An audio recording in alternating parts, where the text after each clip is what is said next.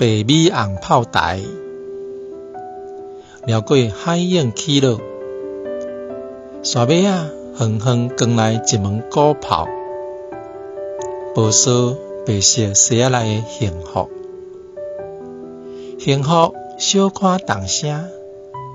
所以用碑文对钉钉塔塔的历史当中，慢慢啊流出来。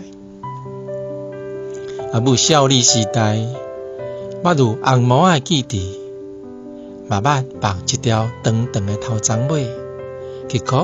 曲曲，压悬一面大大的日头旗，大炮排做一撮，天顶落落来隆隆叫的雨声，大海用军尾洗脱时间，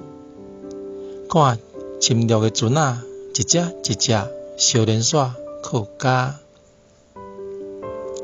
沉落去海底的船，慢慢啊变成一座美丽的岛。阮用土瓦伫淡淡的海埔起一间新厝，